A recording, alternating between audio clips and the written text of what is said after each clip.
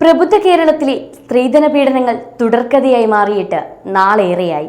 സ്ത്രീധനം വാങ്ങുന്നതും കൊടുക്കുന്നതും 5 വർഷം വരെ തടവ് ലഭിക്കുന്ന കുറ്റകൃത്യം ആയിരുന്നിട്ട് പോലും അത്തരം ക്രൂരതയ്ക്ക് യാതൊരു മാറ്റവുമില്ല എന്നതാണ് വസ്തുത.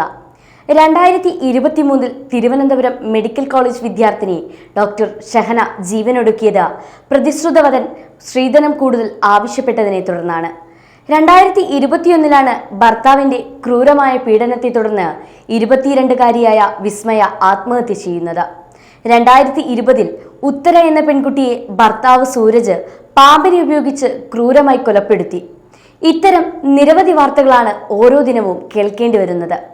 അത്തരത്തിൽ 2019 നടന്ന സംഭവമാണ് തുഷാരയുടെ കൊലപാതകം.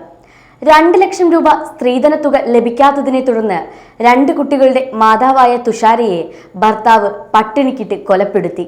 20 കിലോ ആയിരുന്നു മരിക്കുമ്പോൾ തുഷാരയുടെ ഭാരം. ശിക്ഷ വിധിച്ച കോടതി പോലും അപൂർവങ്ങളിൽ അപൂർവമെന്ന് വിധിയെഴുതിയ കേസ്. 2013 ചന്തുലാലിന്റെയും തുഷാരയുടെയും വിവാഹം. ആദ്യ നാളുകളിൽ വളരെ സന്തോഷകരമായ ജീവിതം നയിച്ച ദമ്പതികൾ. പറഞ്ഞുറപ്പിച്ച സ്ത്രീധന തുകയിൽ നിന്നും കുറവ് വന്ന 2 ലക്ഷം രൂപ 3 വർഷത്തിനുള്ളിൽ നൽകണമെന്ന ഉടമ്പടി ഒപ്പുവെച്ച വിവാഹം. എന്നാൽ അത്തരമൊരു കരാറിന് ഒരു പ്രാധാന്യവും ചന്തുലാലും വീട്ടുകാരും നൽകിയിരുന്നില്ല. 3 മാസം കഴിഞ്ഞതു മുതൽ സ്ത്രീധന തുകയെ ചൊല്ലി മാനസികവും ശാരീരികവുമായി പീഡിപ്പിച്ചു തുടങ്ങിയിരുന്നു തുഷാരയെ. അതിനിടയിലാണ് തുഷാരയ്ക്കും ചന്തുലാലിനും 2 പെൺകുട്ടികൾ ജനിക്കുന്നത്. കുട്ടികളെപ്പോലും തുഷാരയുടെ വീട്ടുകാരെയോ ബന്ധുക്കളെയോ കാണാൻ അനുവദിച്ചിരുന്നില്ല. കുട്ടികൾ വളർന്ന് നഴ്സറിയിൽ ചേർക്കേണ്ട സമയത്ത് പോലും അമ്മയുടെ പേര് നൽകാതെ മറ്റൊരു പേരാണ് നൽകിയിരുന്നത് പോലും. വിവാഹദിനം മുതൽ തടവറയിലകപ്പെട്ട സ്ഥിതിയിലായിരുന്നു തുഷാര. കല്യാണ സമയത്ത് ധരിച്ചിരുന്ന സ്വർണം പോലും ഊരി വാങ്ങി അത് വിറ്റുകൊണ്ട് മുക്കുപണ്ടമണിയിച്ചു. തന്റെ മകളെ കാണാനായി എത്തിയ തുഷാരയുടെ മാതാപിതാക്കൾക്ക് കാണേണ്ടി വന്നത് ഓമനിച്ചു വളർത്തിയ മകളുടെ ദുരിത ജീവിതമായിരുന്നു. എന്നാൽ മറുത്തൊന്നും പറയാൻ ആ അച്ഛനമ്മമാർക്ക് കഴിഞ്ഞിരുന്നില്ല. ഒരു പക്ഷേ അന്ന് തന്റെ മകളെ ആ മനുഷ്യനിൽ നിന്നും അകറ്റിയിരുന്നെങ്കിൽ ഇന്നും അവൾ ജീവനോടെ ഇരുന്നേനെ. 2019 മാർച്ച് 21 ഓയൂരിലാണ് സംഭവം. തുഷാരയുടെ മരണം വീട്ടുകാർ അറിയുന്നത് പോലും മറ്റൊരു വ്യക്തി വഴിയായിരുന്നു. വിവരമറിഞ്ഞ് ആശുപത്രിയിലെത്തിയ അച്ഛനും അമ്മയും സഹോദരനും മറ്റും മൃതദേഹം കണ്ടപ്പോൾ വളരെ അധികം ശോഷിച്ച അവസ്ഥയിലായിരുന്നു. ആ മാതാപിതാക്കൾക്ക് അത് താങ്ങാവുന്നതിലും അപ്പുറമായിരുന്നു. തുടർന്ന് നടന്ന പോസ്റ്റ്മോർട്ടം റിപ്പോർട്ടിൽ ആ പെൺകുട്ടിയെ അനുഭവിച്ച യാതനകൾ പുറത്തു വരികയായിരുന്നു. താൻ ഏറെ കൊഞ്ചിച്ചു വളർത്തിയ മകളെപ്പോലും ഒരു നോക്ക് കാണാനാവാതെയാണ് ആ അമ്മ യാത്രയായത്. ഏറെക്കാലം പട്ടിണി കിടന്ന് ഒട്ടിപ്പിടിച്ച ആ വയറിനുള്ളിൽ ഒരിറ്റു വെള്ളമോ വറ്റുപോലും അവശേഷിച്ചിരുന്നില്ല.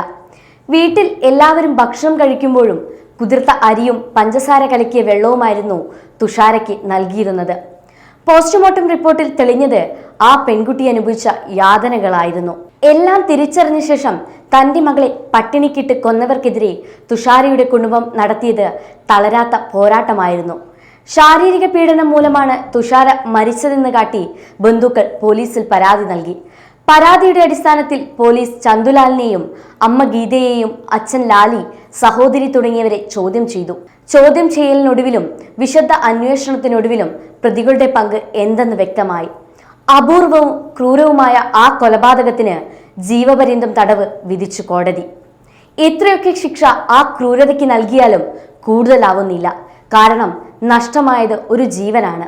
ഒരു പക്ഷേ താൻ അനുഭവിക്കുന്നതിനെതിരെ തുഷാര ചെറുത്തു നിന്നിട്ടുണ്ടാകും. എങ്കിലും അവൾക്ക് പൂർണ്ണമായും അതിനെ തടയാൻ കഴിഞ്ഞിട്ടുണ്ടാവില്ല. തന്റെ അവസാന ശ്വാസത്തിൽ പോലും തുഷാര മക്കളെ ഓർമ്മകളിൽ ചേർത്തു പിടിച്ചു കാണും.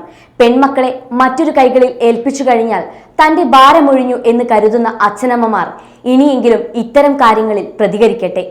നെഞ്ചോട് ചേർത്ത് വളർത്തിയ മകളുടെ വെള്ള പുതപ്പിച്ച ശരീരം കാണാൻ ഇടവരാതിരിക്കട്ടെ.